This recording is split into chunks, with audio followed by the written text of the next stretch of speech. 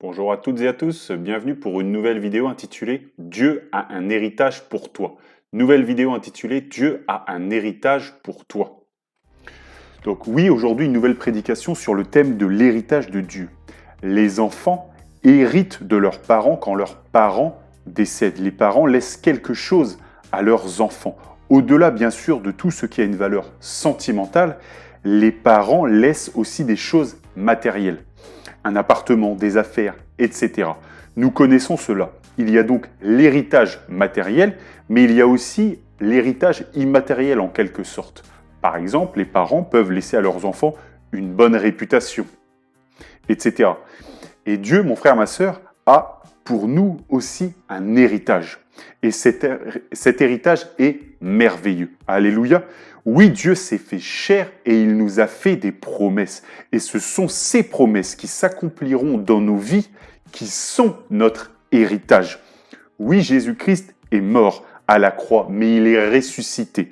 Alléluia. Ces paroles sont en quelque sorte son testament pour nous qui sommes chrétiens, parce que nous croyons en lui, nous croyons en Jésus-Christ. N'oubliez pas, pour Dieu, tous sont vivants. Dieu n'est pas Dieu des morts, mais des vivants, a dit le Seigneur. Donc tu hérites de tes parents en la chair, même si leur esprit est toujours vivant. Et Dieu, lui qui est vivant, bien que sa chair a été crucifiée, mais il est ressuscité, alléluia, Dieu te fait aussi hériter de choses. Merci Seigneur. Oui, je veux vous rappeler aujourd'hui que Dieu a un héritage pour nous. Il veut nous donner des choses et c'est ton droit par la grâce de Dieu de les recevoir. Le méritons-nous? Jamais de la vie, mais Dieu nous le donne. Comme nos parents, Dieu nous donne un héritage. Mais l'héritage de Dieu n'est pas le même que celui de nos parents. Jésus-Christ a dit par exemple qu'il nous donne la paix. Et il ajoute, je ne vous donne pas comme le monde donne. Dieu donne à ses enfants un héritage différent et ô combien plus précieux que celui de nos parents. Dieu a rédigé son testament pour nous à travers sa Bible et il nous fait des promesses. Alléluia. Dieu a rédigé son testament pour nous à travers la Bible en nous faisant des promesses. L'Épître aux Hébreux nous dit, chapitre 9, versets 16 à 17, Épître aux Hébreux, chapitre 9, versets 16 à 17, car là où il y a un testament, il est nécessaire que la mort du testateur soit constatée. Un testament, en effet, n'est valable qu'en cas de mort, puisqu'il n'a aucune force tant que le testateur est vivant. Le testateur, c'est-à-dire celui qui rédige le testament, doit mourir pour que le testament s'applique. Raison pour laquelle Jésus-Christ a été à la croix pour nous donner en héritage le pardon de nos péchés grâce à son sacrifice. C'est ton héritage, mon frère, ma sœur. Ceux qui croient en Jésus-Christ héritent de la promesse de Dieu d'avoir compassion de nous, d'avoir miséricorde de nous, pardonner. Merci Seigneur. Croire en Jésus-Christ, cela te fait entrer dans la catégorie de fils adoptés par Dieu, qui hérite des promesses que Dieu a faites. Alléluia. C'est le point d'entrée de l'héritage, la foi en Jésus-Christ. Et Dieu nous donne encore des promesses. Il y ajoute encore en héritage. Alléluia. Et il ne faut pas se laisser voler cela, cet héritage, ces promesses. Nous sommes par notre foi en Jésus-Christ enfants de Dieu et nous héritons des bénédictions de Dieu. Ce que Dieu a dit dans sa parole, il l'accomplira dans ta vie si tu crois en Dieu et en ses promesses au nom de Jésus-Christ. Alléluia. Jésus-Christ a dit qu'il allait, par exemple, nous préparer une place. Dieu te donne une propriété au royaume des cieux, un appartement céleste. Le testament est écrit là dans l'Apocalypse, dans la Sainte Bible. Il faut y croire, mon frère, ma sœur. Jésus-Christ a dit dans l'Apocalypse de Jean, chapitre 14, verset 2, Apocalypse de Jean, chapitre 14, verset 2, Jean 14, 2, il y a plusieurs demeures dans la maison de mon Père. Si cela n'était pas, je vous l'aurais dit. Je vais vous préparer une place. Excusez-moi, c'est Évangile de Jean, chapitre 14, verset 2. Je relis. Évangile de Jean, chapitre 14, verset 2. Il y a plusieurs demeures dans la maison de mon Père. Si cela n'était pas, je vous l'aurais dit. Je vais vous préparer une place. C'est la propriété céleste, mon frère, ma soeur, que Jésus-Christ va te préparer dans une ville aussi large que longue, que haute, que 1600 stades, c'est-à-dire 2200 km de haut, de large et de long. Alléluia. La Bible dit, attachez-vous aux choses d'en haut. Attache-toi, mon frère, ma soeur, aux promesses de Dieu. Et Dieu nous a donné des promesses de joie, de paix, de vie éternelle. Alléluia, des promesses merveilleuses. Il nous a promis que nous recevrons de la puissance par le Saint-Esprit. Le Consolateur nous guide et nous guidera. Dieu a promis d'être avec nous jusqu'à la fin du monde. Dieu a promis de nous donner un nouveau nom et de marcher avec nous quand il entrera dans son règne. Dieu a promis de venir nous enlever sur les nuées, l'enlèvement de l'Église. Dieu a fait tant de promesses, mon frère, ma sœur. Et ces promesses, cet héritage-là, il approche. Son accomplissement approche. Amen. Nos prédécesseurs ont salué certaines promesses de loin. Nous, on ressent qu'elles sont toutes prêtes. Alléluia. On voit les signes de la fin des temps. Donc, attachons-nous à cet héritage, à ces promesses, à la parole de Dieu.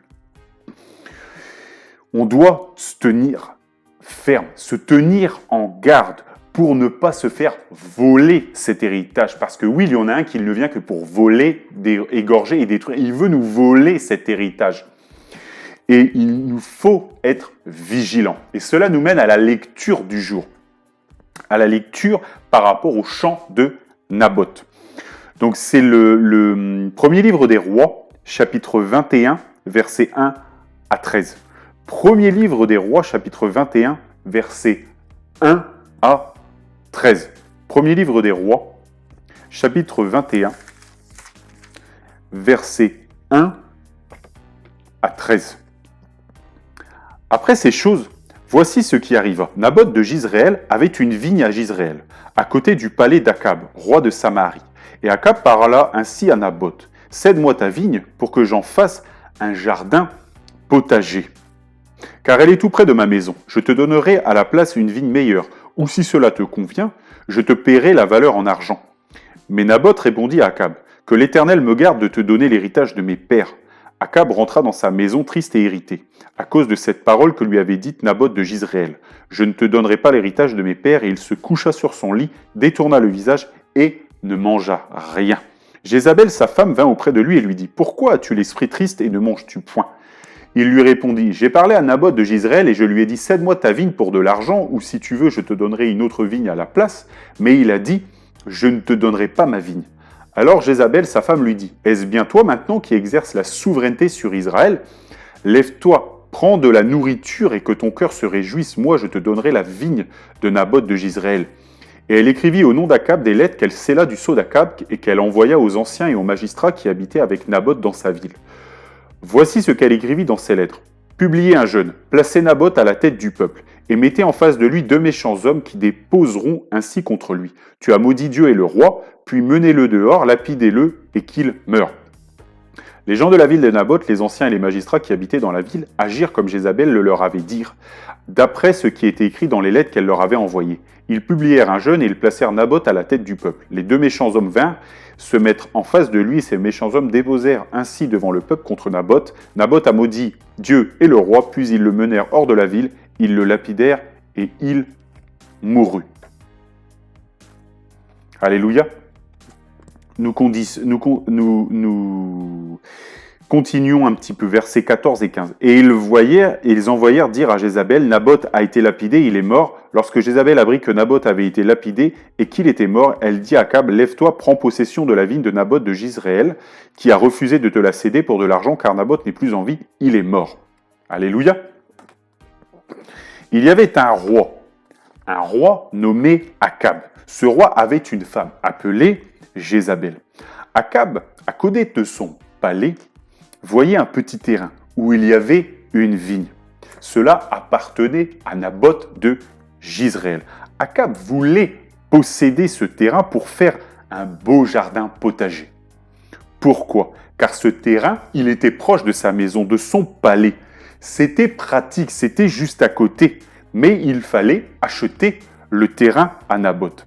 Akab va donc voir Naboth et lui demande s'il veut lui vendre sa vigne. Ou bien, il lui dit, si tu ne veux pas me vendre ta vigne, je peux te troquer celle-là, ce terrain-là, cette vigne-là, contre une autre vigne qui est placée autre part, mais qui est meilleure.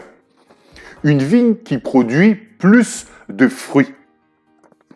Et là, il y a une réponse prophétique de Naboth, de Jizréel. Naboth de Jizréel répond que l'Éternel me garde de te donner l'héritage de mes pères.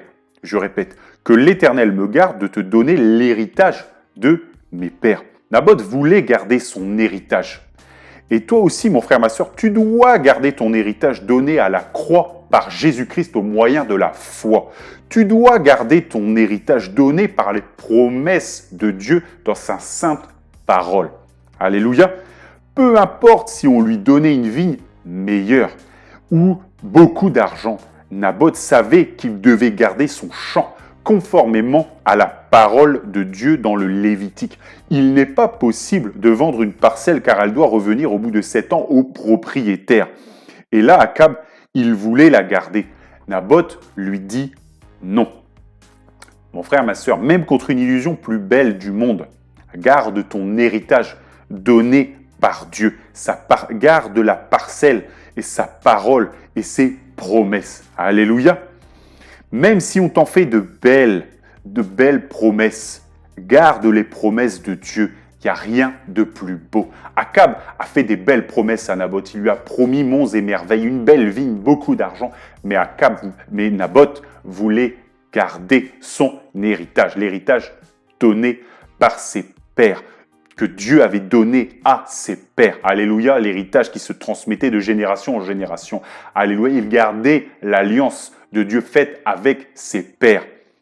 Raison pour laquelle il a refusé de donner cela à Akab. Akab est rentré chez lui et sa femme l'a incité à conspirer. Elle a dit, c'est toi qui es roi, c'est toi qui exerces la souveraineté. Alléluia.